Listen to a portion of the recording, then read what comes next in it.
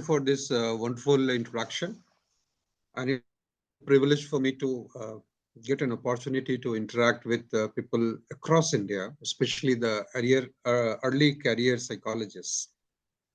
I'll just take a couple of seconds to share the slide and then I'll begin. Sir? Yes. I hope you can see the slides now. Yes, sir. Great. Before I start going into the thought process that I had collated for you all, I thought that no, let me share with you some of the hard facts of psychology, which according to me are hard facts. And I'm sure if some of you have disagreement later on, when we have the interaction session at that time, you can raise your concern. The very first thing, I must confess that this is my perspective, right? Now, the first thing I wanted to share with you that who are the students who credit courses in psychology? I'm basically talking about those who do undergrad and postgrad in psychology. See, in a country like ours, we are predefined by the fact that if you are an intelligent student, you would be taking sciences, arts, commerce, humanities. They don't come into picture at all for good students. Similarly, if you are good at studies in sciences, you would move into professional courses. Okay, you would not land up doing a BA or BSc in psychology. So let us accept the fact that we have certain tiers of students, right from their late days of schooling, class 10th, 11th, 12th. And those who cannot get into sciences would largely fall into other domains of humanities and social sciences, including psychology. Those who take sciences in their +2 level, if for some reasons they can't make into professional courses, they are also the ones who, some of them explore their career in psychology. So this is the kind of undergrad pool that we receive in this country. Again, those who take undergrad courses in psychology, if they are really good, they would go into other kinds of competitive exams, and they would choose a career rather than going for postgrad in psychology. So this is the kind of trend that we see. The other kind of trend that you see, this is the trend which you find not only in psychology but many other domains, is to prove that my discipline is a scientific discipline, right? I remember my hostel days as a student when the first chapter of one of my batchmates, he was reading a book, and he was a student of political science, and the book started with the chapter, why is political science a science? Right? In chemistry, biology, physics, we don't study why physics is science or why chemistry is science or why biology is science. The same trend we find in psychology also. No, we repeatedly endorse the fact that psychology is science. So what is so great about science, right? And third thing, you would find even in the recent trend also, if you see, psychology nowadays is being re-termed as behavioral science, right? So we are also fascinated towards renaming ourselves as science. For example, in traditional departments, I don't know about Allahabad University, but I'm sure there also the older name of the department would be Department of Geology, right? Now geology becomes earth sciences, right? Now climate sciences, earth science, physical science, chemical science, biological science, behavioral science. Everybody is keen on renaming their subject with a suffix science, to give an overall aura, to create an aura that we are endorsing the scientific temper. And because all of you are young enough, have started your career just few years ago. So think of what would be going on in your own personal lives, right? So most of you would be in your new workplace. You are completely unfamiliar of the place. Your parents would be perhaps in early 60s, and you would be mostly newlywed with or without a child. So there would be certain kind of new exploration that is taking place in your personal life. At the professional front, some of you would have been given teaching courses not of your choice. There would be a compulsion of doing research, or even seen or unseen pressure of doing research and showcasing your research in terms of publication and projects. And then also in terms of administration, right? So you become a hall warden in your early career. You become a department coordinator for admissions, department coordinator for XYZ. This is how our career starts in the early phase. This continues throughout life, I must say. Uh, the kind of no, responsibility that is assigned to you right now might be little, what you call, lower in hierarchy in the university system or institute system. Gradually, with age and experience, the kind of responsibility that is conferred upon you is far more greater. So, keeping all of this in mind, I thought I'll just share with you some of my own life experiences to induce a kind of thought in you that what should I do in the earliest years of my career as a psychologist? What kind of pathway should I carve for myself?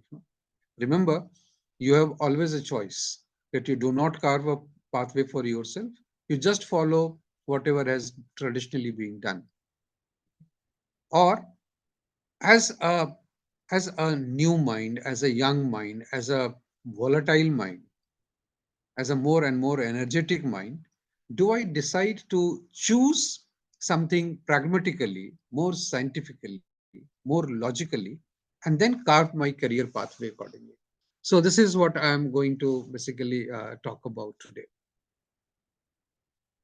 Now, you will realize one thing, that mostly what happens in psychology, you will realize, especially in the university system, that we vary in our perspective. Okay, and this I am saying with conviction. Now, the image that you see on your screen right now, if you look at this bridge from the lower end, it appears something else. And when you drive on the bridge, then it appears something else. The lower end is not visible when you drive on the bridge. And when you sail on a boat underneath the bridge, you don't see what is there on the top of it. Same is the difference when you take a perspective on your own subject. So, should I be following the within subject boundaries, or should I be following the between subject boundaries? By within, I know human beings, I'm sure you would accept my argument that human beings are fond of drawing lines. No? So we draw lines within lines to create more and more boundaries. And these boundaries make us feel privileged because I fall in one bracket where you don't fall. So I am superior compared to you. This is driven by that motive. So when I go for a within subject boundary, I would say, okay, which area of psychology do you work in? Okay. And all of us are very fond of saying that I do this psychology, I do that psychology, right? One or the other areas in psychology. Very interestingly, if you ask PhD students, I'm sure all of you would have undergone this experience. If you ask a new student who has just qualified masters and the NET exam and has come for interview for PhD admission, and if you ask what exactly do you want to work in, the student will immediately tell you one branch of psychology. I want to do social psychology. I have never heard in these many years anybody saying that I want to do experimental social, right? It will be social, so the broad areas. Some of them will even draw boundaries, like I was saying right now. No? Within social, you have experimental social, for example. Some of them will clearly tell you, or we also take a perspective that, okay, I do only qualitative or I do only quantitative, right? Now, I still, after these many years, I think that where should I draw this line? Why is there a need to draw a boundary at all, right? Given a kind of the problem that I am trying to address, I might choose to adopt quantitative or qualitative approach. Okay, I might do something which has more to do with construct than to do with the kind of sample that I am working on, right? Because I have collected data on elderly population doesn't mean that I am working in geriatric psychology. Because I have collected data on student population doesn't mean that I work in adolescent psychology, right? But this is the kind of perspective that people take. And in this process, what we miss is the between subject boundaries, right? So I confine myself to the boundaries of psychology, and I do not try to interact with subjects which share boundaries with us. For example, biological sciences, for example, engineering sciences, different branches of medical sciences, different branches of social sciences, right? So by perspective, I mean to say that you need to be very cautious whether you want to look at the between subject boundary, within subject boundary, or you want to be open-minded, okay, so that you allow new ideas, new tools and techniques to sneak in so that you can revisit them, and then you can choose to work on any one of them or make a mix of more than one. The other is, especially when you plan your teaching strategies and your research plans, both. Okay, there could be a very high tendency, and this is a tendency that you would find in many people who take periscopic view of the problem at hand. Periscopic view, I mean to say, uh, for example, you are given the teaching of the course on statistics in psychology, right? Now, one way of doing it could be that you just go to your class and you say that, okay, this is the formula for computation of T. These are the two mean, and this is how you put the two mean values in the formula and compute T, and T is used to compare the difference between two means, right? This could be one way of doing it. The other way could be far more creative, okay, where you take a different view, right? You take a problem at hand, you give the students an understanding that this is the problem which is visible on the surface, but when you start peeling it off, okay, how many layers and sublayers of this problem can you look at? And when you try to find an answer to this question, you would have to look at the nuances of this research problem, right? Now, this is an insider's view, no? The left example that I have shown here on the screen, right? Where if you use a periscopic view, you are hiding yourself, you are not allowing yourself to be exposed to knowledge in other domains. Okay, you just take a periscope out and you can see the ship. Okay, you have been assigned a course to teach and you can very conveniently do that. But then perhaps you will not be considered to be so great a teacher, right? Similarly is the situation in case of research also. Okay, I can conveniently take two tools. If you look at, in fact, this is something that I have been telling in most of my talks, that when you decide to do research, uh, and if you are looking in search of the psychological constructs which are being studied, more than 100 years has passed of psychology in India, right? In India, we have completed more than 100 years. And you find certain variables, certain constructs still being examined and reported in research papers, right? The common example you can find is resilience, coping, mental health. Okay. Very interesting. Research tool remains the same. The researcher only changes, right? And we keep on publishing such things. Now, this is a situation which I call it, you are surfing on the seawater. Now, when you surf, you can move very fast, but you are still on the top of the seawater. If you want to become a diver, your speed will slow down, right? Divers don't cruise so fast the way the surfers do on the surface of the sea. But divers, they go deep down. They can go even to the bottom of the sea, okay, which surfers cannot do. So whether it is teaching or whether it is research, you will have to decide, okay, whether you want to become a surfer or you want to become a diver. In research, I will definitely endorse that you have to be a diver. Okay, else you are not a good researcher. You can publish 1000 papers, no, with two tools being administered on a sample of 30, and still you can publish a paper in one or the other journals. No? But then you do not develop that kind of a depth, or you do not leave your scientific footprint.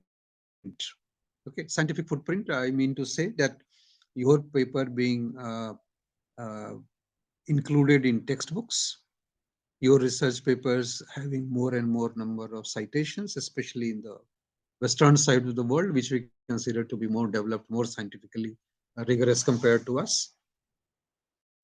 If you are thinking from a teacher's perspective, a classroom teacher, then my view is that again, you need not be a diver. Okay, of course, for being a good teacher, you need not be a diver at all. But then you should not be only a surfer. You should be a surfer who can take dive at times, so that you dive deep, little deeper, not so deep as is needed in research, but you dive a bit, you collate new information, new facts, corroborative evidences, contradictory evidences, and then you present it in your class before your students. Your classroom lecture will be then far different from what others, your peers, would be delivering in their classes, in your university and other universities as well. At the same time, your class delivery would be far different from what the textbook says. And then students will take a pride in you, saying that, I was taught by this teacher. Okay. And he made the concepts ultra clear to me that today, after a passage of 30 years, 40 years, also I remember those concepts. Right. So this is what I meant by perspective. And most importantly, especially for those who are doing research, interdisciplinary and multidisciplinary approach is the buzzword of the day. Okay. So as researcher, even though you have been trained only and only in psychology, do take a holistic view. Okay. And try to integrate the knowledge that emanates from other branches of studies, be it medical sciences, be it engineering sciences, be it other social sciences, whatever it is. But then do try to take a multidisciplinary approach. Earlier, the buzzword was going for an interdisciplinary thing, but now we say that, okay, go for a multidisciplinary thing, because you are trying, truth remains same. Different subjects, they explain it using their own strategies, right? It's just like an elephant in a room of blinds. So whichever part you touch, you narrate it accordingly. I'm giving you some of the illustrated examples, and this example has come out of an interesting thing, I would say, which also remains a serious cause of concern for all of us. During COVID days, I was closely following the kind of research that was taking place and being reported. Remember that many journals at that time, they were in the what you call fast forward processing mode if your research has to do with COVID. So I was just looking for the traditional kind of how many PhD thesis is submitted in India, how many of them are in psychology, how many research papers are published from India, okay, not by Indian authors staying abroad, but by Indian authors staying within India. And what kind of papers they have published with respect to COVID-19. And it was disgusting, I must confess. The disgust was that we were publishing, but we were still reporting the same old thing. Okay, that if you are resilient, your coping would be faster. Okay, you would cope faster, you would cope better. Okay, this was the kind of thing. Whereas, if you look at the kind of research that was being reported in, especially the science branches, the engineering branches, some of them were phenomenal. Okay. In fact, one of my own colleague was working on the Sutra model, right? It was on prediction of COVID, and entire government machinery was banking on this Sutra model prediction, right? So I can understand that fine, we do not have the training that computer science. Okay, and it was the computer scientists who came forward with this Sutra model. But then there was another interesting research from psychology domain, I must say. A team from China, which very interestingly gave a protocol for coping in the medical professions. So all those doctors, nurses, those who were taking care of the COVID ward, okay, this research basically said that okay, uh, what kind of strategies they should be adopting so that their coping is faster. This was very, very customized. This had its root in the same resilience coping research, but the recommendations were fantastic. Okay, it was more application oriented. Do remember, as an early career researcher, that you need to carve a pathway for yourself, a pathway which will at least give you a blueprint. What are you going to do tomorrow, next year, next to next year, next 5 years, next 10 years, at least 10 year, 20 years plan you should have. Minimum 10-year plan you should have. Okay. Little later, I'll be giving my own examples. Okay. And it's basically to show you that things may be done this way. I'm sure there can be many more better ways of doing things. So I'm just sharing one example with you. This is an example of the rail map. Top what on the top what you on the top what you see is the Bombay, this Delhi trains for Delhi commuters. That is the map for wayfinding, right? Which was provided on the stations. Now, all of you know that in India we do not have the training for map reading, right? Unlike Europe, trained to learn how to use map using the coordinates. In our country, we do not have that. Now, when you do not have training in map reading, therefore you don't know how to look at XY coordinates. So what was reported on platforms in Mumbai, the suburban railway, was that large number of non-Mumbaikers, they will come to Bombay and they will search for which train to take and if they have to go from one place to the other. And this was a perennial problem because although the trains would be coming every 5 minutes to their destination, they would be taking longer time to find out which train to board, where to change, and then next which line to take to reach the destination. And therefore, total waiting time on the platform was very, very high. So one of my colleague from IIT Bombay took up this challenge. He's not from psychology; he's from communication design, and this work was funded by the Ministry of Human Resource Development. Now it is also renamed as Ministry of Education. So every chart is work was basically to redesign the rail map, okay, with an intention that the newcomers who are using the rail network of Mumbai for the first time, they should be able to easily find out how to go through. So in the center, the map that you see, of course, the map is visible on the third image on the down, if you go towards the bottom. But what you see in between is the same map, okay, but with a heat map embossed in it. So what happened? The map was designed. Three different versions were designed in IT Bombay, and I became a part of it when the user testing was needed. So we had used eye tracking to find out if you are told a destination and if a map is provided to you, how you usually search your destination, right? Remember, this is a crowd which has never been to Bombay. This was designed for the newcomers and those who are also not trained into map reading, right? So they would only know the names, no? Say Borivali, okay, Bhandu. So they would only know the names, but then they have to search for the line, no, yellow line, red line, green line, and accordingly they will have to see how to go through.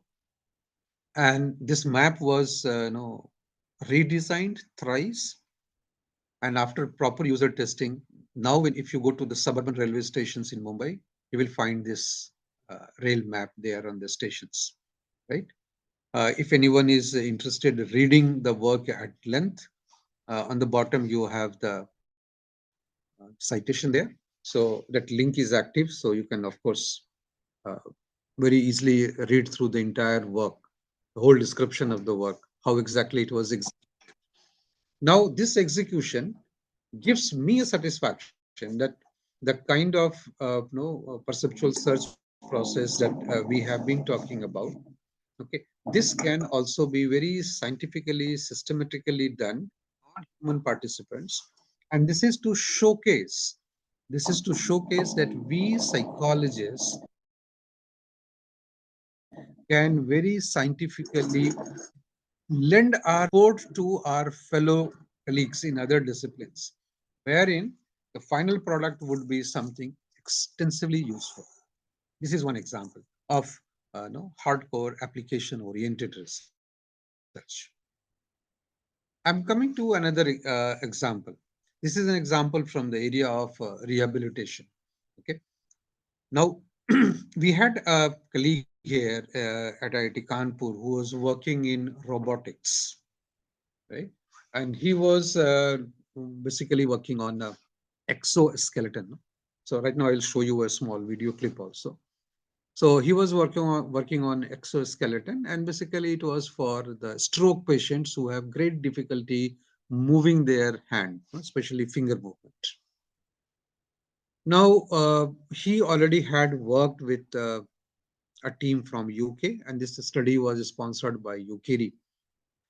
Uh, this was a team of, as I told you, that one robotics professor from IIT Kanpur, another computer science engineering professor from UK. But very interestingly, two more people joined this team, right?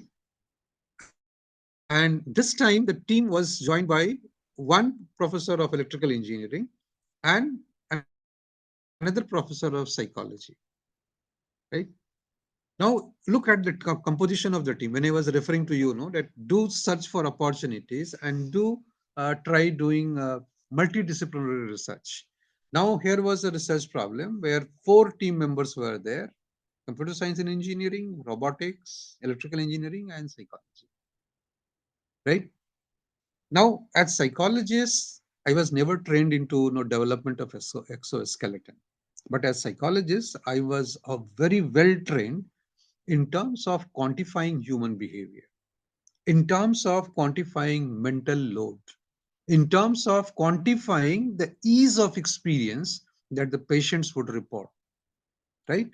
And this exoskeleton, which was exclusively designed for the movement of the fingers, okay, can there be a role of mental imagery? Okay, this was the importance of the induction of a psychologist in the team. right? Look at this.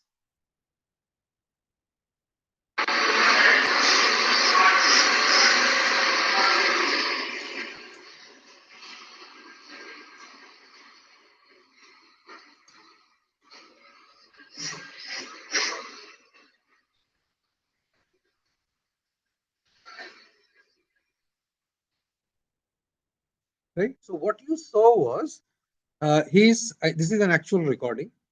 Okay. This was a young patient who had undergone stroke and had difficulty moving his left side of the limbs. So the white attachment that you find was the exoskeleton developed, of course, by the robotics people, the computer scientists, the electrical engineering guys, right? But what was very important was the fact that if you remember what you saw on the screen, this man is only trying to squeeze his fist, right? So he is trying to contract and rarefact his fingers. Because he cannot do it, therefore there is a robotic support for it. So using robotic support, he is able to move it. But what he looks at the screen is very different. What he looked at the screen, if you remember, he saw the movement, but then he saw that he was holding a remote, right? Now, when you do not move your fingers, you only imagine of a movement, right? So a mental contemplation of the movement, what is the result? And when you are forced by the exoskeleton to move your fingers, then what is the impact? Okay, and remember you have seen the easy cap there. Now this is the actual recording that you can see. Here you see, here you see the movement of the left hand and the right hand, and how the cortical activation proves what is the extent of movement, right? Again, if you are interested in reading this work in detail, on the bottom you have the reference, okay, and you can read the full text there. But this was an example to showcase that if you join hands with uh, different domain experts, you learn a lot. I will just like to introduce you. No, here you see if you look at the list downwards, uh, here is a mix of people from computer science, robotics, electrical engineering, psychology, and most interestingly, I must tell you, when you see here, Uttam, Pandey, Hashmi, Bajpayee, four of them. Three of them are neurologists and one is a psychiatrist, right? So this was the team, such heterogeneous a team. And believe me, it's wonderful working with a heterogeneous team. You feel, you take pride that whatever you have learned in psychology has really helped you find a place in this heterogeneous team. And you also take pride in the fact that when you worked from each of the other discipline members, you did learn something new. Okay. So this is an interesting experience that I wanted to share with you. This is another example that I wanted to share. This is just uh, kind of an activity where what you see here is a typing task. In the first case, on the left side, if you see, there is a soft switch that the child is pressing. On the right panel, what you see, the child is not pressing anything. He is only looking at those uh, uh, content on the screen. And if you see, there are white boxes which turns red and then one box will turn green. The task here was, the task here was very simple. You are given a keyword. For example, Kamala, Kamal. You have to type Kamal in the center of this white space that is provided there. And you know that we have segregation. So ka, kha, ga, ga, anga, kavar, cha, cha, ja, ja, ya. These are the Hindi letters for those of you who are not familiar with Hindi. So each of these box would have, one box would have ka, kha, ga, ga, anga, kavar. The other box would have chavar, cha, cha, ja, ja, ya, likewise. So you have to visually search. And when you look at the right box, right, the frame will turn green. If the frame is turning red, that means you are making a visual search in the right case, and in the left case, you are browsing through, you are clicking on the wrong box, right? So for Kamala, Kamal, I have to look at the cover box. And if I'm not looking at the cover box, the periphery, the border will turn red. If I go to the green one, the correct one, it will turn green. And then the large letters will appear. Ka, one box will have ka, the other box will have kha, the other box will have ga. And then if I look at ka, automatically, if I just look at it for 200 milliseconds, in the white space in the center of the screen, ka will be automatically typed. This was an intervention that we were working, and our idea was that we would be trying to explore the actual problem that are faced by children who suffer from dyslexia. Okay. Uh, on the lower end, you have two references. If any one of you is interested, you can go through it. Both are available. One is a poster of a conference, and the other one is, of course, is a full paper. But even in the poster, you will find some additional write-up, some 8 or 9 page write-up. So you can read how exactly the work was done. This was again an heterogeneous team, if you see. Okay.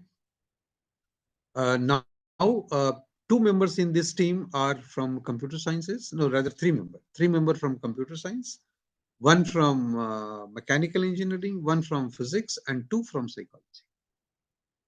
Right?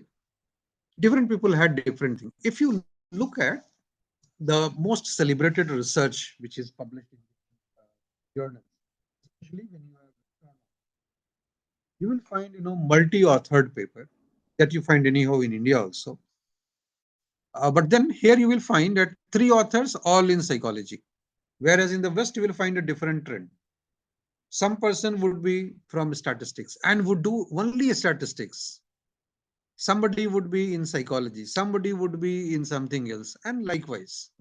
So each author has his or her own set of responsibilities.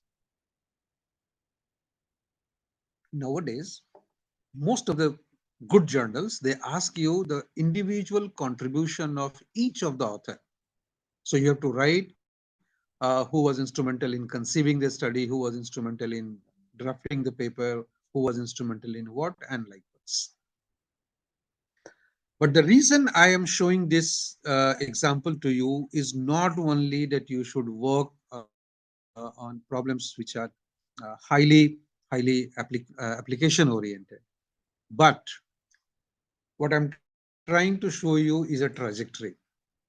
When we did the 2018 paper, okay, the one that you see here cited on the top, this was a case study, right? We had an idea and we just tried testing it out on a single participant. So as a case study, we did it. We found that it worked. Whatever theoretically we had conceived was working. And therefore, we went with a full-fledged empirical data. This was published last year. But then came very interesting thing. We were also working on an assistive application, right? An assistive application which will very conveniently can be used by children who suffer from dyslexia and dysgraphia, and with certain number of sessions using that module, they can overcome the problem to greater extent. That was the primary idea. And when we began with this, we started, as I told you, 2017, around that time, we started working on the idea. By 18, we did a case study. By 22, we were ready with an experimental work. In 2019, we completed a project. Again, at that time, it was MHRD. So it was MHRD sponsored project, which was to develop an assistive application for children with dyslexia and dysgraphia. Right? It was 2019. We did it, and we found that it was a huge success in terms of the intervention module was extremely effective. 30 sessions on the intervention module, and we started seeing positive changes in the children who were experiencing problems due to dyslexia and dysgraphia. What we did then, we thought that this is good enough an exercise to be published. The work that you are seeing right now on your screen, okay, these two work we did and we did publish it, right? When we developed the intervention module, we decided not to publish it. Why? We could have very easily published it, no doubt about it. But we decided not to because we wanted that we would go to the register of copyright and patents and try to get it copyright, right? And when it is under the ambit of register of patents and copyrights, then we can see how it can reach the market so that anyone who is in need of such an intervention can very easily subscribe to it, get benefited out of it. So we filed a patent application, and that was just before the COVID. 2019 was when we did it. 2019 September, if I remember correctly. We did it, uh, and then COVID came. So for 2 years, approximately, everything was by and large closed. Something which was so good to us was not able to reach the market. We were not interested publishing it because 10 people will read it, one people will cite it, and two more researchers may look at it in the future, but nothing more than that. Those who are really experiencing problem due to dyslexia and dysgraphia would never get the benefit out of this research. That was the reason we chose not to publish it. But then came 2022, and we realized that there was no taker of this intervention. We were initially, I must confess that I was initially interested that we would go for a tech transfer. No? So any private entity or government entity who wants to take this product to the market can take copyright from IIT Kanpur and can take it to the market and sell it. There was no taker, right?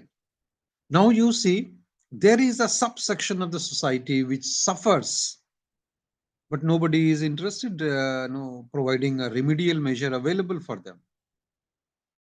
And then last year, 2022 December, we decided to incubate our own company. So now we own a company. It's called Kanpur Psychologists.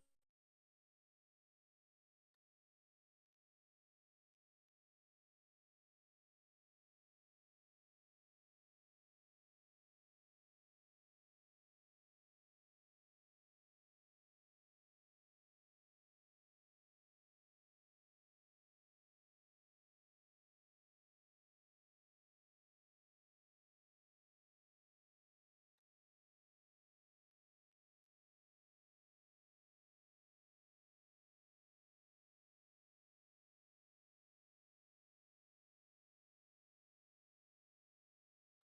Some network issue is there. Sir is not audible, right? Yes, not audible. It's not audible. I think network issues with Sir's side.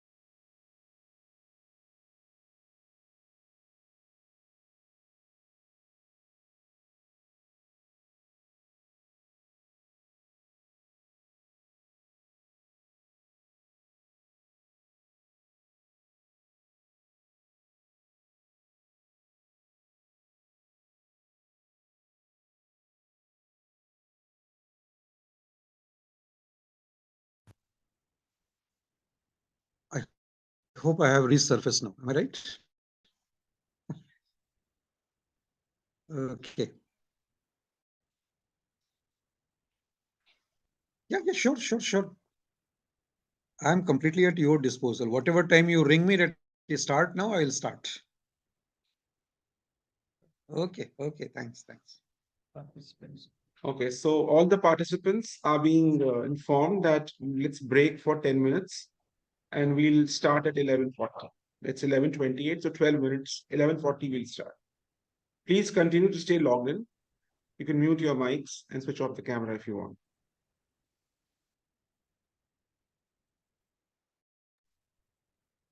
Dr. Chandranshu, can you tell me which slide was the last that I had that you were able to see and hear? So just a minute, just a minute. Sir, you were talking about entrepreneurship of faculty Yeah, entrepreneurship program. During that time, you Shanti Suman, glad to see you on this. yes, sir. Yes, sir. Namaskar, sir.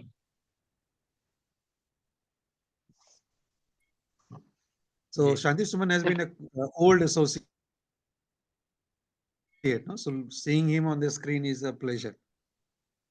Okay, Thank so you, we'll take sir. a break, and whenever you call me, I'll just Yes, start sir. again. Surely. Yes.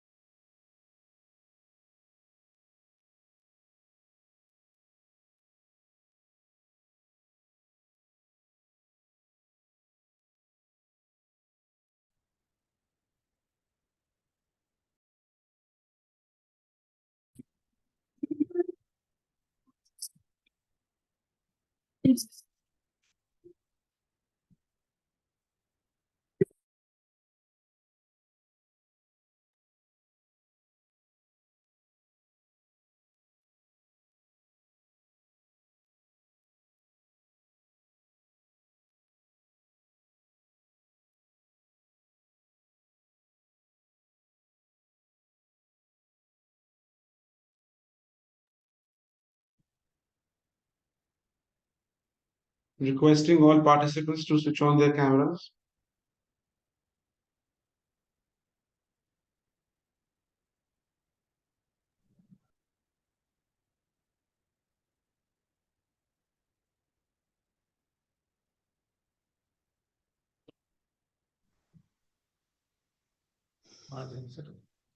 Amen.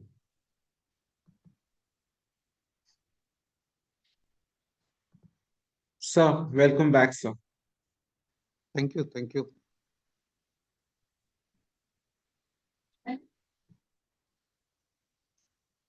So tell me, till what time should I continue? Sir, 12:30, and then Okay. 10 minutes interaction. Sure, fair enough. So before we lost the connection, this is where we were. I was talking to you about the faculty entrepreneurship program, basically suggesting that there is a strong possibility that if you take up a translational research, you do not confine yourself only within the boundaries of publishing a research paper or presenting yourself in an academic conference. Rather, you can start a startup on your own.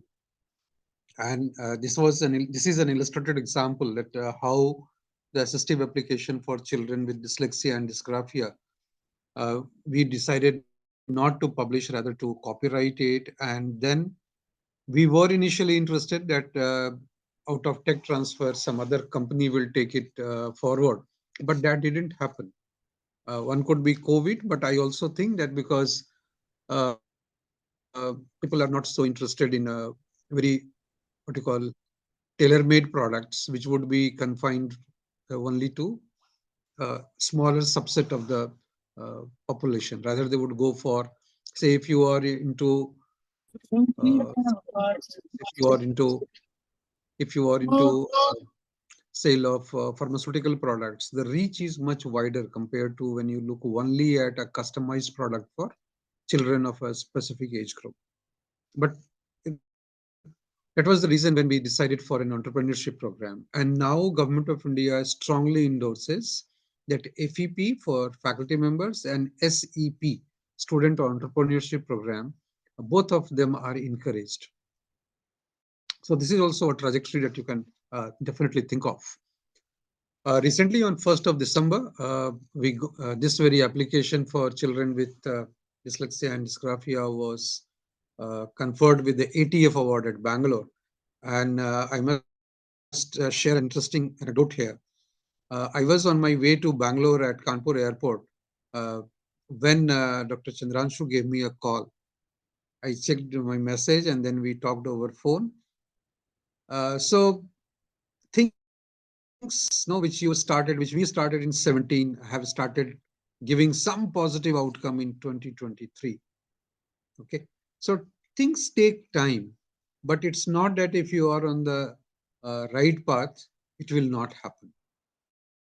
Okay, so your understanding of the problem will take time, your working of a solution will take time, your what you call translating into a product or service might take time, but then it will see the light of the day. Now, if I look back, okay, and decide that, okay, what did I achieve of all of this and what did I lose in the process? Okay. There would be few things. In the beginning, I said, no, that you have certain personal life events happening, certain academic environment demands, challenges that you have to encounter. So it's not that you will gain on all the fronts. You may have to make some balance at some fronts, you may have to lose at some fronts, but then you will have to be decided what exactly you want to do, right? You cannot ignore the needs of the family members, you cannot ignore your your own health. You cannot ignore the requirements of your students.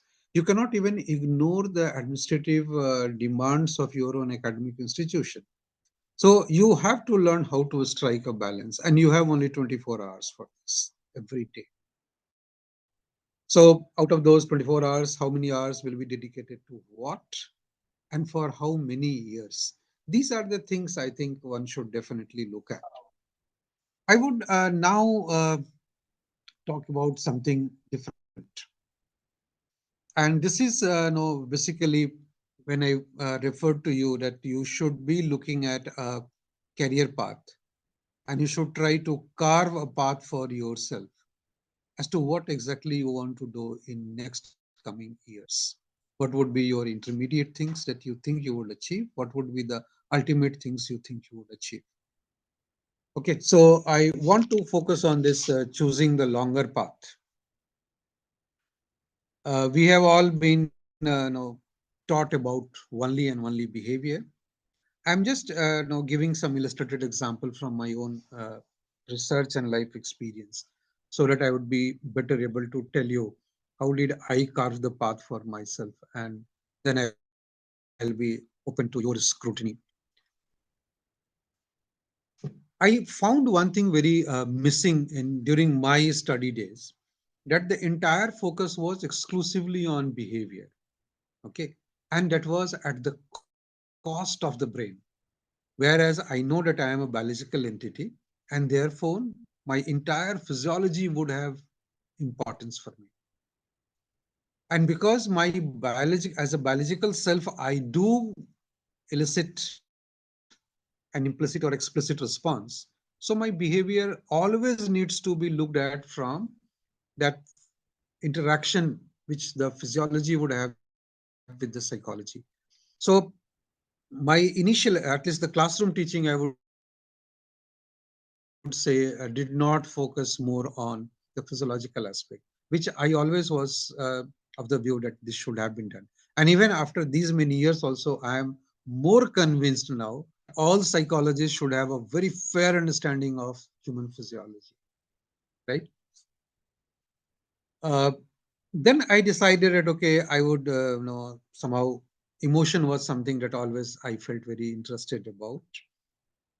And nowadays that emotion was, at that time it was called emotion, then it became affective processes. Nowadays people use the word affective science for it.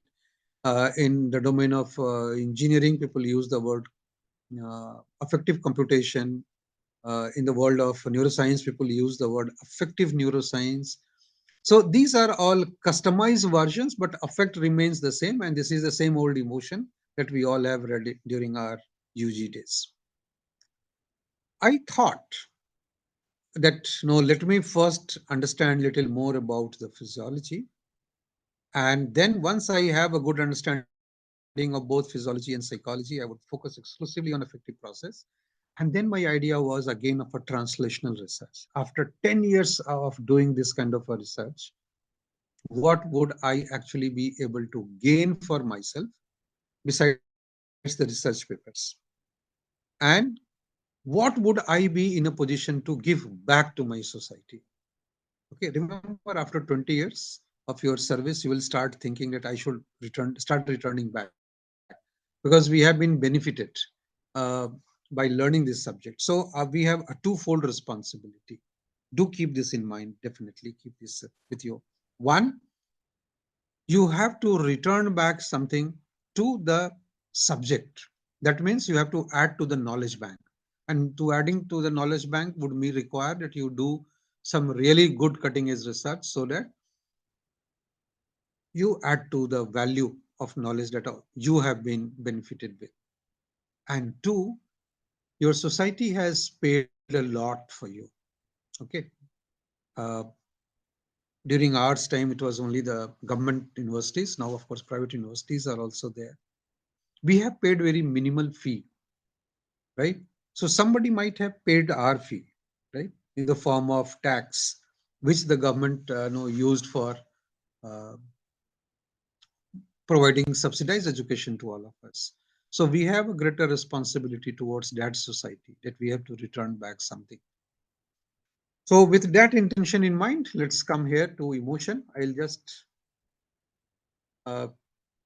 look at uh, the overall view that I developed over a period of time. I realized that in behavioral sciences, people would only focus on recognition accuracy, and at max, people would also look at the response time.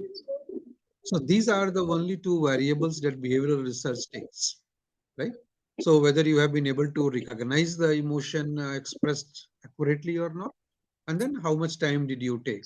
And there can be matching tasks, there can be labeling tasks, so different kinds of tasks. This is how the whole quantification has taken place with respect to affective process. But when I started reading the methods which are used in engineering domain, those who work in image processing, there you find that they use all kinds of techniques. No? Markov model is one, Bayesian network. Nowadays, Bayesian statistics is used even in psychology. Support vector machine was a very old thing, or artificial neural network. Again, you find many psychology people using this technique. So this was just to make myself more familiar with what kind of tools and techniques are being used in other domains of knowledge. And then I decided a pathway for myself, a pathway which would take behavioral things into account, which will take other things as well into account. And I first quote one of my old studies, 2006 study. This was the database that I had used. This was developed by one of my teachers, Professor Manas Mandal. And all the change that I brought in this was that I only removed half of the face and created a semeric face. That is the, if say, if you see the original face here on the left side, on the top you see the actual um, face and the mirror image of it, right? So what you see here, for example, on the top left, you see the left face where right is erased, the mirror image of this. So this, although it appears on the left side, but it is actually the mirror image of the left face. And these two, left, actual left and the mirror image, they are now clubbed together to create the whole face. So now you see on the extreme right, top and bottom, when you see LL and the RR composite, these two composites have been derived from the original face, right? But these two are different, and this was good enough to prove that the left and the right sides of the face do not express the emotions equally. Not a big science in it, but then as a research scholar, I found it that there was something good in it, appealing into it. And I did this work little later after my PhD work. And this was the work, interestingly, which received the Young Scientist Award. It helped me bag that award from the Indian Science Congress. Right. Although I got a paper published out of it in Gestalt theory, I got an award for this work by the Indian Science Congress. But still, I realized that this was not giving me any application value. Right. So I moved little more into it. And then I thought that, okay, here what you find is that there is a, what you call, fixed intensity of the expression, right? All static images would have the same thing. So then I thought that, okay, let me go for a development of a database which would have variable intensity, right? And I would just show you. This is, one of the databases that I developed. It's called IDBE, Indian Database of Basic Emotions. Okay, therefore it's called IDBE, and it has 6 different intensity of a given expression, right? Worked on this. This work also got concluded in 2007. So as you can see, we started with this, a database of some other psychologists, and by 2007 developed a database of myself with variable intensity. But still, I thought that this work needs to be a little more rigorous, more application oriented. So unlike no, the behavioral mechanism, the behavioral tool adopted till that time, which was basically looking at recognition accuracy and the reaction time, this time I decided that I will go for using other methods of accuracy, right? So on the top you see here, no, idiosyncratic hit rate, unbiased hit rate, differential accuracy, corrected hit probability, and then computing the index of accuracy. So this is not like, say, I asked, the usual way in psychology would be that you ask 10 judges and they tell you that this is happy, and all those from your 200 or 300 sample, all those who say it's happy, they have recognized it accurately. And this is how we compute accuracy and report it in percentage. But this is not what I decided to do. And this is how, the unbiased hit rate was computed. So hit rate would resemble to that of the accuracy recognition.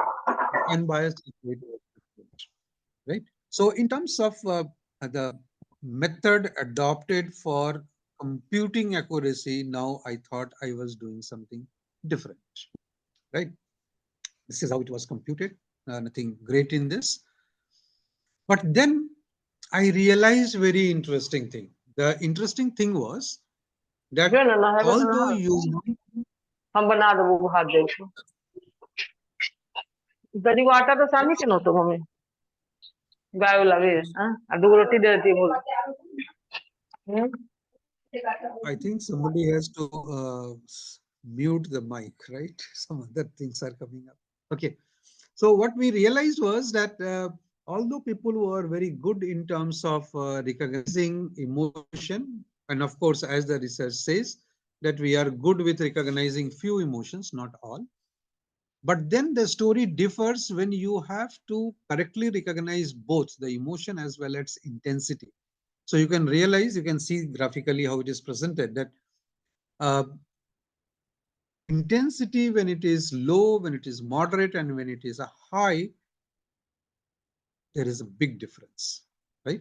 So that means emotion research also needs to look at and accommodate the intensity, because in the real world, we do not put a plastic face. No, we have a variable intensity. There is an origin and there is a termination of the expression. Now, while doing this and searching for, what actually people look for, we moved little ahead. So what I did was the same, IDBE, the Indian Database of Basic Expression, which had 6 different intensity of the same expression. I used the eye tracking to this time to empirically find out what areas of the faces are actually looked upon when somebody judges that this is the emotion and this is the intensity, right? So recognition accuracy and intensity judgment both would be dependent on what visual cues you look at. If you remember in my first study where semeric faces were taken, okay, there also, I just took the behavioral data, but then it was only in terms of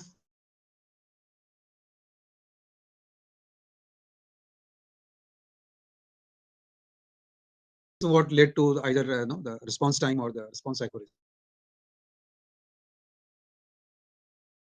For no, then I can go for even looking at what you call the unbiased hit rate, index of accuracy, and those things. But then what was missing was that where actually did the participants look at? And now the top figure is the actual images from the database. The middle one is, the scan path, where exactly they look at. And then on the bottom, you have the attention map. And this tells you that there is an inverted triangle that people look at. The eyes, the nose, and the lips are the only things which are looked at, right? So your forehead, cheeks, and chin, everything is gone. They are not even looked at, right? Now, based on this is what I finally deduced that, okay, there are 3 important regions of the face. comprising of the eye region, the nose region, and the lips region. And then started an interesting experimentation. What I started doing was that all these images are photographs, which are pixels. So there is something in mathematics, it's called fractal geometry. If you are not familiar with it, just to tell you, if you arrange, if you just look at the graph paper, no, there are n number of squares which are put together, right?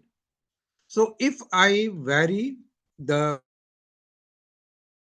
adjacent boxes in the graph paper by say few millimeter or even less than that, micromillimeter, right?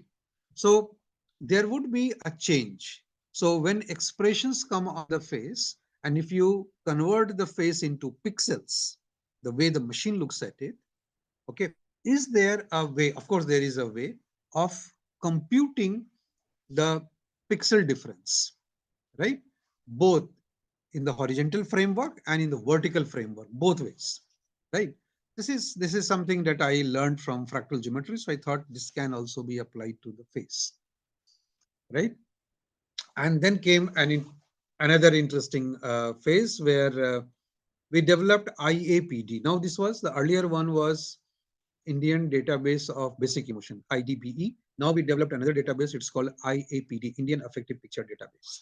That the difference is that in IAPD, what we did was, you can see here on the bottom, on the right side, faces were captured from 5 different angles, right? So the center face, the actual profile, the center profile, we called it 0 degree, 45-degree left and right. So all left are minus and all right are plus. It is only for convenience. The plus minus sign are being assigned. So plus minus 45 and plus minus 90. So 5 different angles. Why did we do this? This was again trying to bring our earlier database, this database, the variable intensity, to match the reality. So in reality, you can look at somebody's face from different angles, right? And then the face doesn't look the same. So this is what we did, right? So 5 different angles. We captured the face, and I'm just coming to this. And then this time we did not go by accuracy of judgment, right? We did what we had learned earlier, computing the unbiased hit rate, was the major thing here, right? So 5 different angles, right? Same intensity, but accuracy was differently computed this time.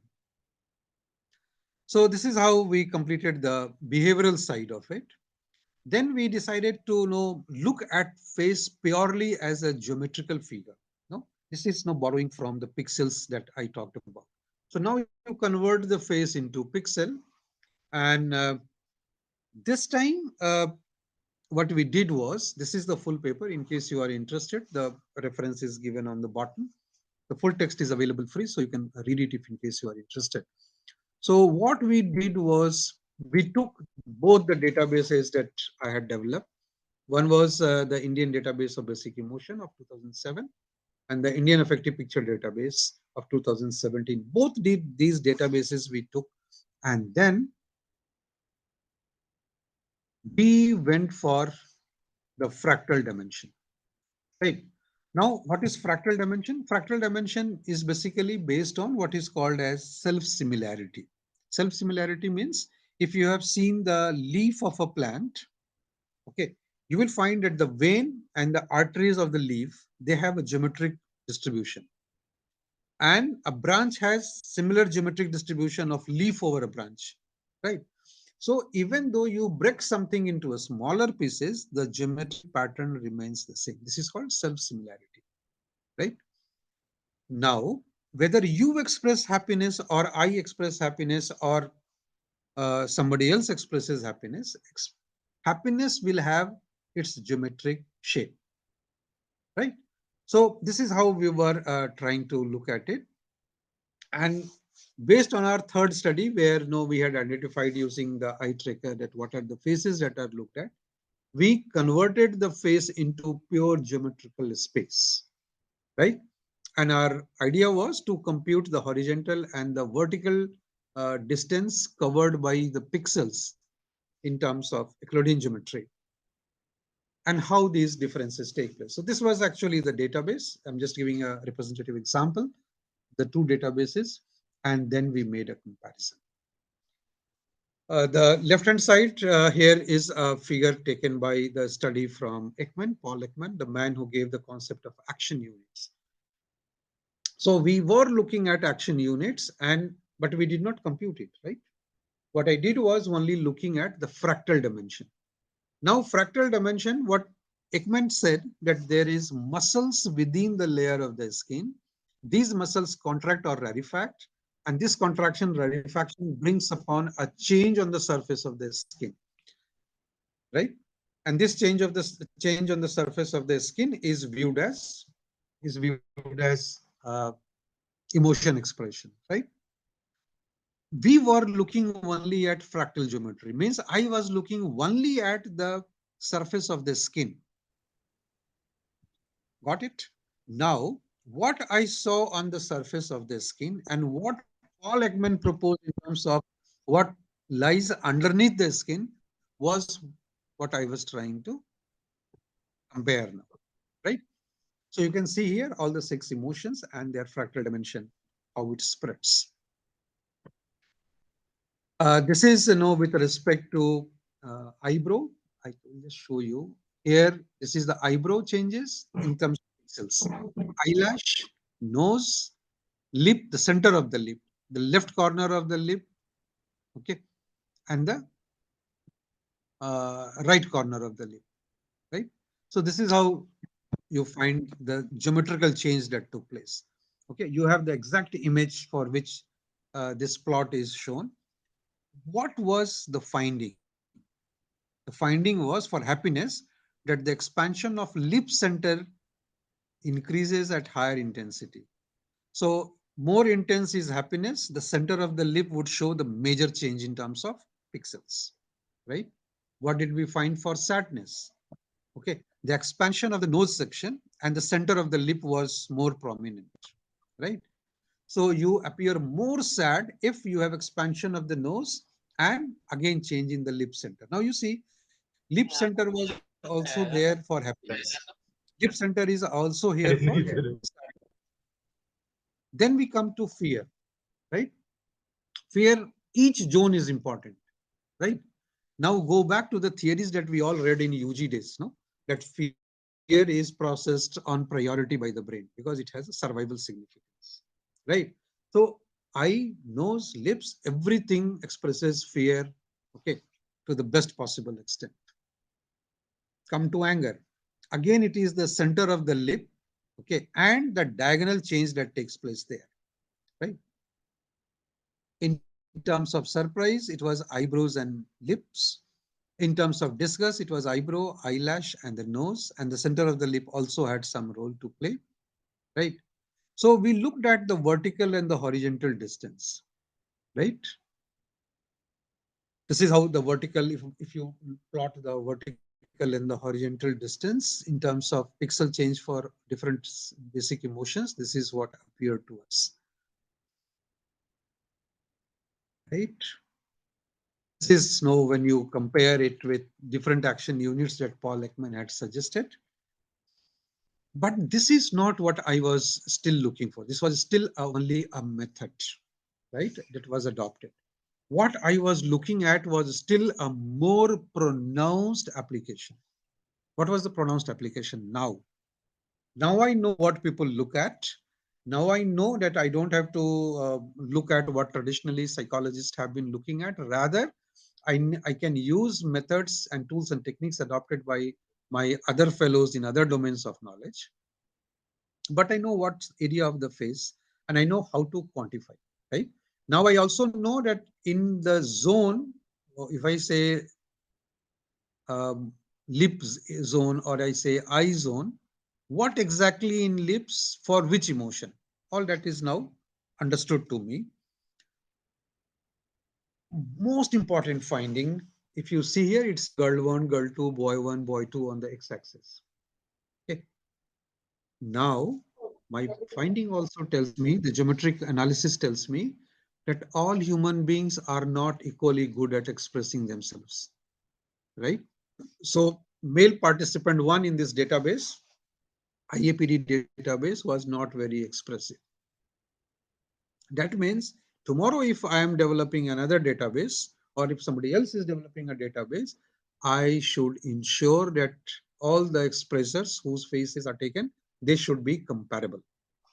This was the takeaway from this, right? And I have shown you the 4 different, expressors who volunteered to participate for this database. And it was the third one here, this guy, okay, who did not show much of a difference in terms of expression. Okay, and you can see the range of their fractal dimension between 2.1 and 2.5, and there no sex difference, right? So irrespective of whether you are male or female, fractal dimension remains the same. So it gives you the idea of self-similarity now. Now, the most important thing was that now that I have understood how the face has to be understood, let me now go for a translational research, the way I was showing you for dyslexia, right? We thought, okay, it's time for us to take it to practical usage. 2 applications. Okay, one that I will not discuss here because of some issues. Second one I'll show you here. The first one, which I'm not going to share with you at length, is the forensic utility of this whole set of research that I started sometime in 2000. And in fact, 2003, I concluded, and then thereafter, that is I'm talking about my post PhD work on facial expression. Facial expression, by the way, was also one of the small components in my PhD work also. Now, this was all post PhD. 2003 was when you saw the Indian Science Congress Semitic face work. From there till 2023, doing so much of thing, right from behavioral to affective computing and those things. We thought that, okay, if I have a database, okay, I know the protocol, how the brain works, how human beings respond, and if I also know how a system can be made to learn, what the system should tell you, then it has a huge forensic application. And I'm glad to share with you that this very application, we call it FRAP, F-R-A-P-P. FRAP was the one that was tested on some airport in India, I won't name it. And multiple government agencies participated. They were invited it was a 3-day session there, where this was going on in real time on the airport.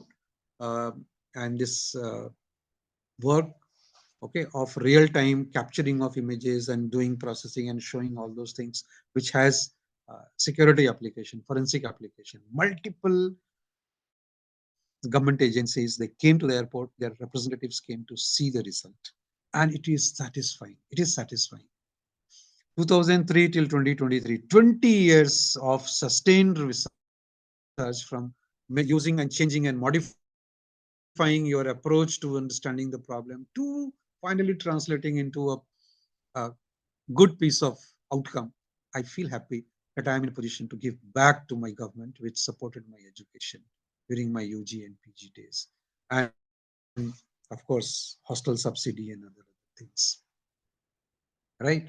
So I think we can plan it this way. If you choose, this is a longer path. No, what I'm sharing with you is a 20-year journey, not an easy thing.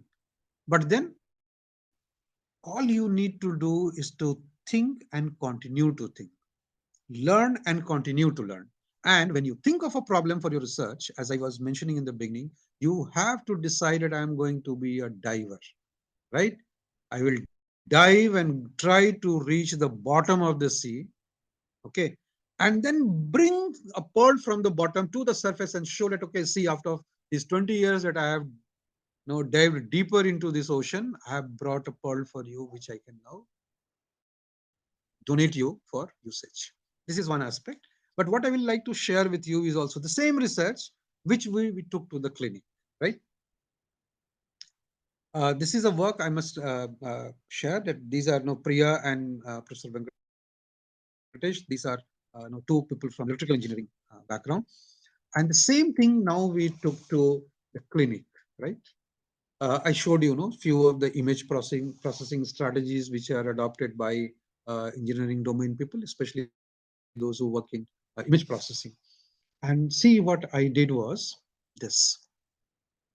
This is actual image of data being conducted. And this is a child who was diagnosed with autism spectrum disorder. And as you know, they have three major deficits. One of the major deficit experienced and reported by children who suffer from autism spectrum disorder is that they are uh, unable to, or they have great difficulty in understanding emotions of others and expressing their emotion. Both ways they have limitations, right? So they were shown certain expressions. They were trying to imitate. I'm showing just a small part of it. Okay. And the face that you saw here, okay, of this child, how did this analysis take place? We extracted the key points. Now remember, our facial, our eye tracking data of ID AB, Indian database of Indian database of basic emotion. There, when we ran it through the eye tracking, we knew which areas are looked at. And therefore, you see again here, we define the border here where I'm moving the cursor. And then basically it's the eye, the nose, and the lips, which are the center of interest, right? Now, this is not for, remember, this is not for any behavioral data now. All behavioral data is now done. We know that the knowledge is saturated. We know exactly how things work. Now that the way normal human beings interpret the data, now the machine is being trained to do that task. And now you can see here, using the optical flow, means how the image flows, okay, in terms of their difference in pixels, the eye position of normal the children who are typically developing and children who are neurotypical, those who are identified with autism spectrum disorder. The ASD group is on the right, the typically developing are on the left, and you can see how much their eyeballs fluctuate. So what are you actually looking at, okay, is not at all clear in the case of those with autism spectrum disorder, right? And then if you further look at the eye position, where do they fixate, right? The TD group and the neurotypical group, right? This is all graphical interpretation. So with this, the behavioral, the geometric, we also decided that now we will go for one last layer of examination, right? And Dr. Chandranshu gave me time till 12:30, so I can see I have only 13 minutes left. So now we decided that now we have seen how human beings respond by just mere intelligence that they are endowed with. Then how images and machines can be trained. But what actually goes into the brain? This is what we were interested in. And then we decided that, okay, let us take this database under the scanner now. So this is a team, of course, you will find here an interesting combination. Majority of them, Sanjeev is from computer science, Dheeraj is from computer science. Interesting, Nicola is a psychologist who work in neuroscience. Naomi also has her background in psychology and works in neuroscience. And of course, I'm only into psychology, and Grajesh is into computer science. So again, there is a interesting combination here. And this time what we did, that when a person was actually giving the behavioral response, the brain was being recorded. Magnetoencephalography, MEG was being recorded.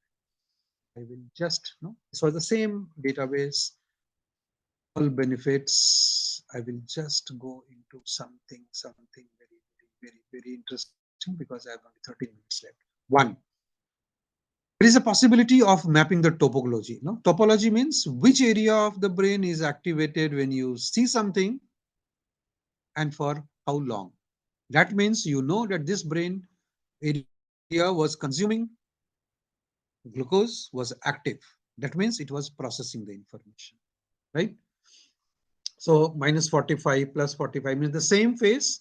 The 45 degree plus minus means the left and the right side. If you see the the topological plot, you can see here the difference, right? The 90 degrees sad and happy comparison. But the most interesting thing comes here, right? It comes here. You can see the topo plot. But most interesting thing is that the brain identifies the difference between happiness and sadness,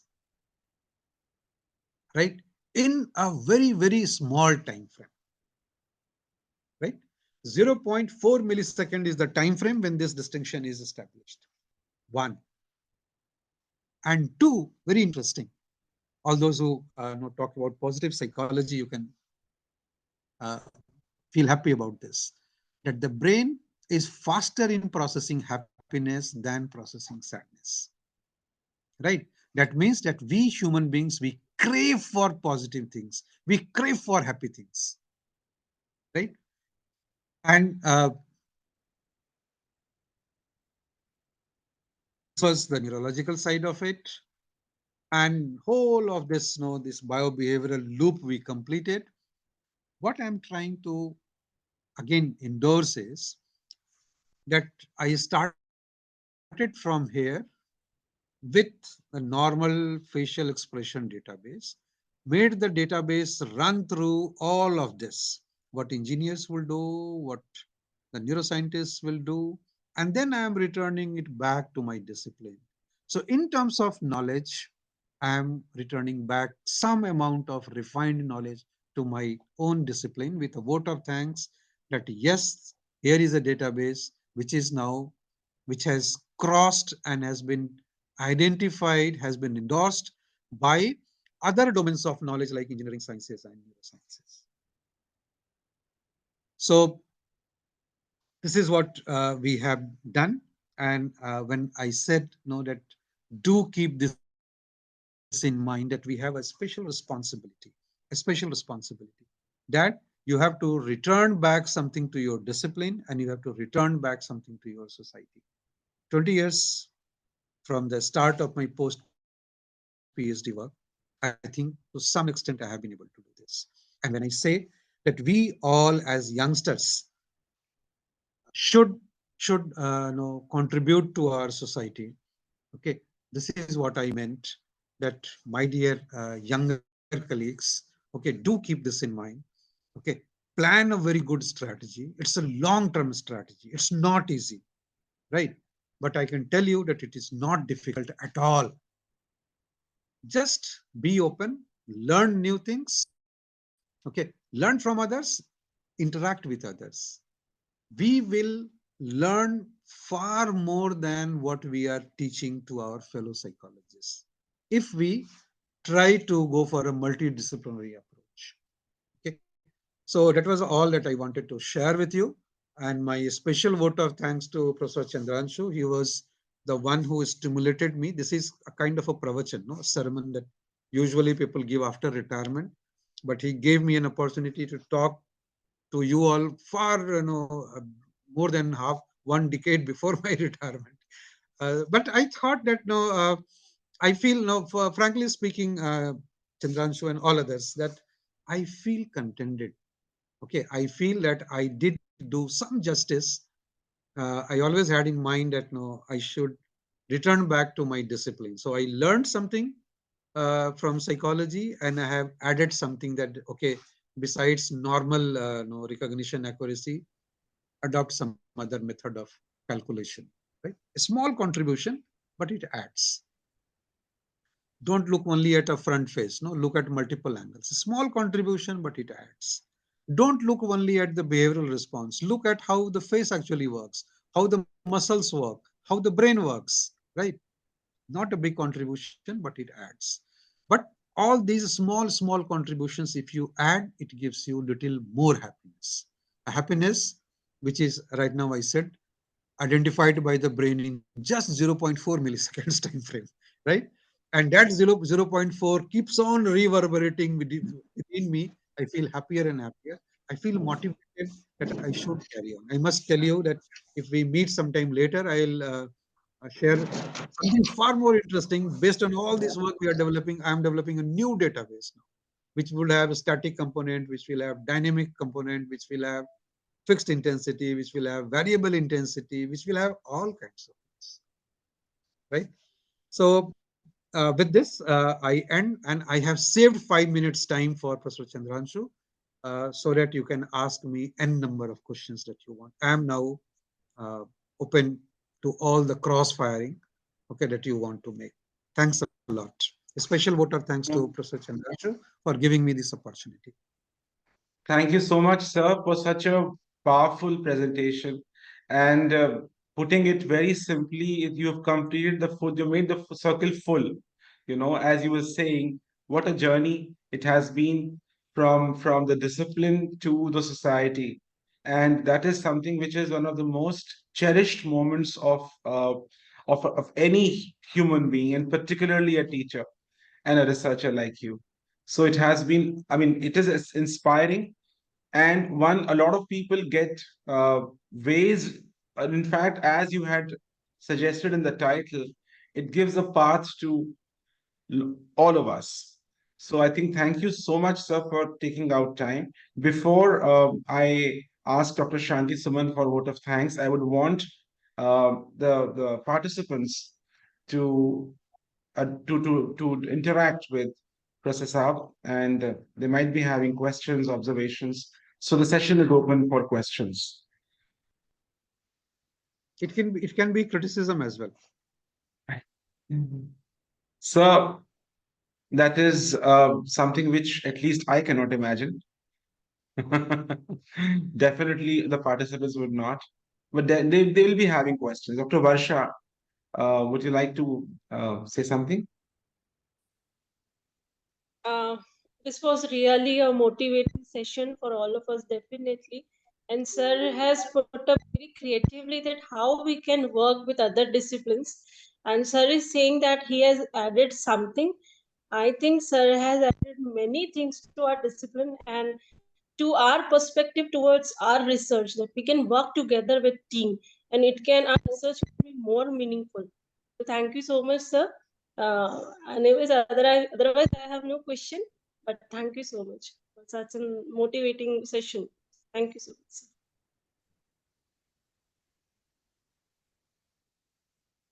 Yes, some more questions or there?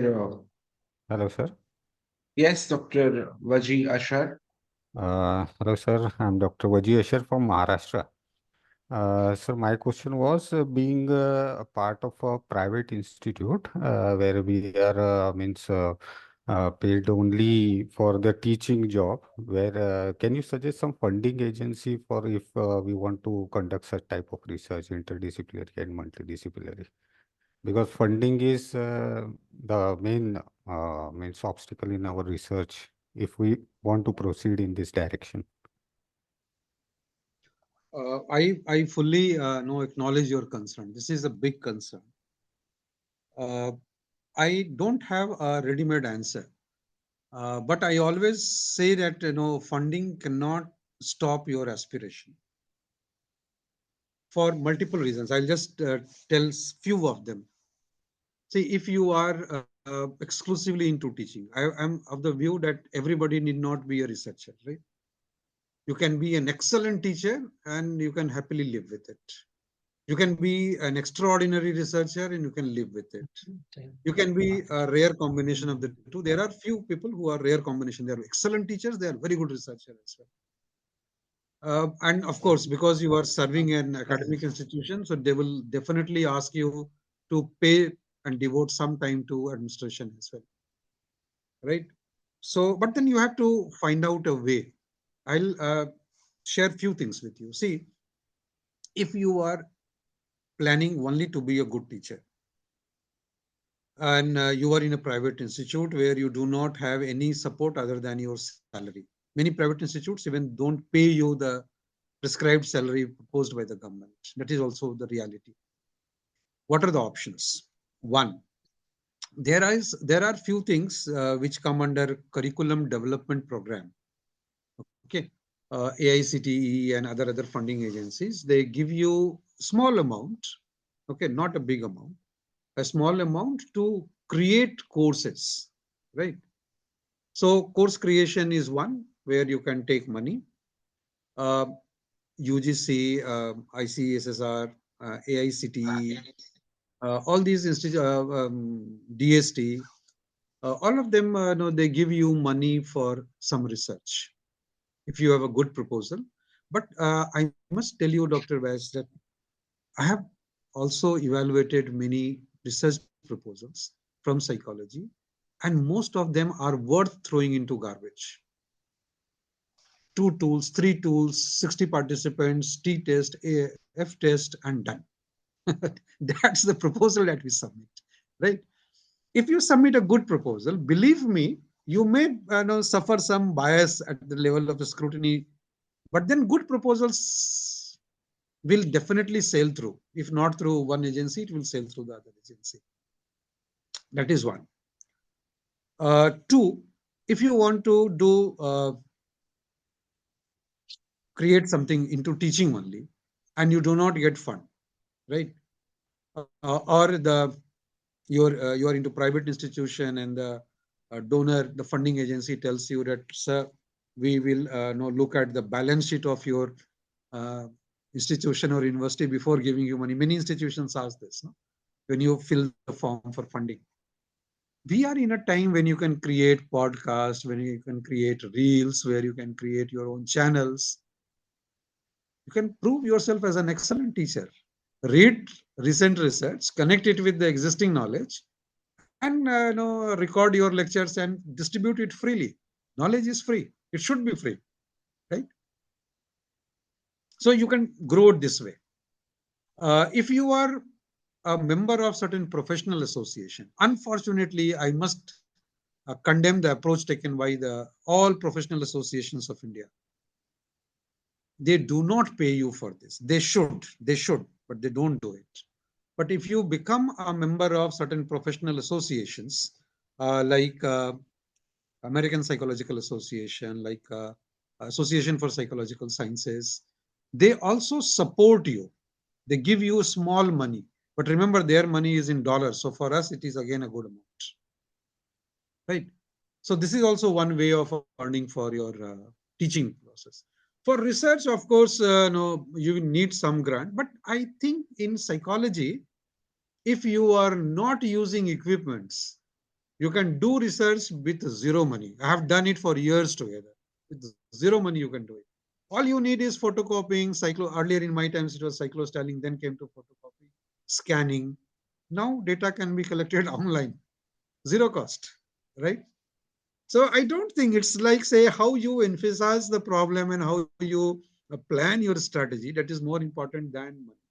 And once you have a proven outcome, Dr. Vaz, if you publish in 2 or 3 very reputed journals, and then if you submit a proposal with these 3 outcomes, proven outcomes of your capability, all funding agencies will give you the money, irrespective of whether you are in private agency or government agency. So I think this is how it can be done. One thing I would add, and this is not only to this specific question, to all. See, we, as I told in the beginning, no, we get the bad lot. The most intelligent people do not take psychology in class 12th, 11th, 12th. The more intelligent people do not take psychology in BA, BSc. These are the left out crowds. So we all belong to the group of average or below average. And therefore, proving that you are great in a group of average is very easy. I am of this view. No, don't take it as an offense. I also belong to this group. Right? Proving yourself as an outlier when you are in the group of toppers is very difficult. But proving yourself as an outlier in a group of averages is very easy. No, all of us can prove ourselves that, oh, we are far beyond others. Why? Because I am in a group of averages. No? Therefore, our individual strength is minimal. We are average. If we, one way is that you go in a what you call multifaceted way, the way I was explaining in my talk, or if we make groups. Today, if Dr. Chandranshu has taken a step forward in organizing this and making scholars, around, I see 40 participants here. So even if there are 2-3 organizers, there are some 36, 37 participants. If you can yourself form groups, a group of 5, 6, 7 researchers, start working. Somebody would have money, somebody would have something else. Somebody is good at statistics, somebody is good at drafting, somebody is good at collecting data. Work in a group. All of us will learn. All of us will be benefited. The published paper will have the names of all of us. But forget paper. In 2 years of journey of working in a collaborative research will help each one of us grow and learn from each other. And then you can again form another group. Some groups will have longer life. Some groups will depart. But ultimately, psychology will win. So this was the answer to your question. Thank you, sir. Thank you very much. Thanks. So what suggestion you've given that people should make small groups and start working together. That is the best way of connecting, and already connections are there. Already the group has been formed for all people, so everyone has each one's number. So I think they need to interact, they need to connect. It's a great idea you've given.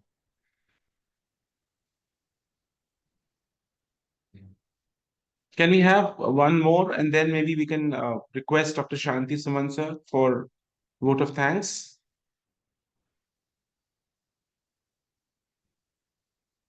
Dr. Damodaran, Dr. Ravi Ranjan.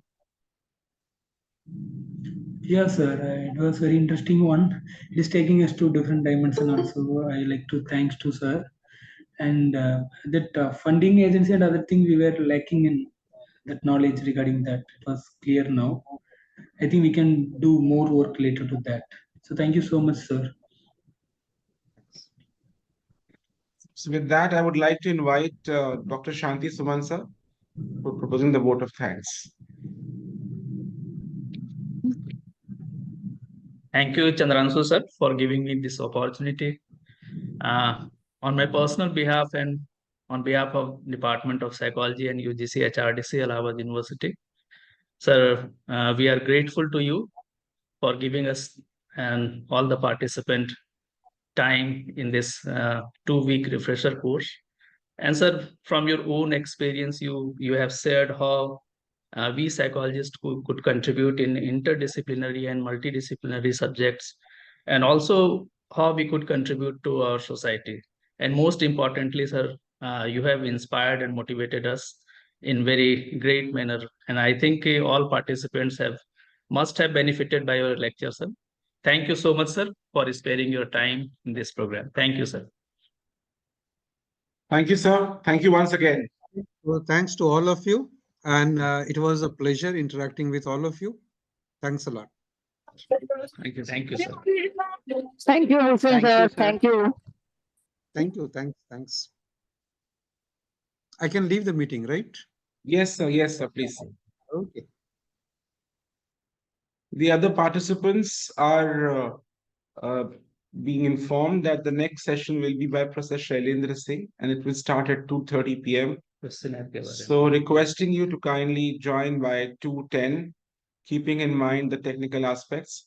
We only have 28 people who have submitted the questionnaire out of 44.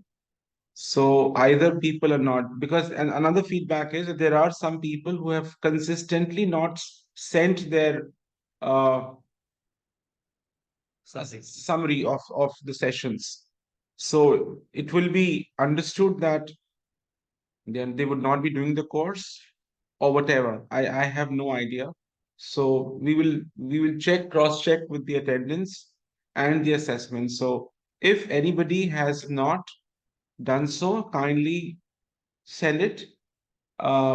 This for all those who have not done it. All those who have submitted, please ignore this message. Okay. So thank you so much for, I hope it was giving you a direction, and we are trying our best to bring the best of the best of from the country. So okay, then I think we should break here and we'll get back at 2 o'clock. Bye bye. Thank you, sir. Thank you, sir. Thank you, sir. Thank you.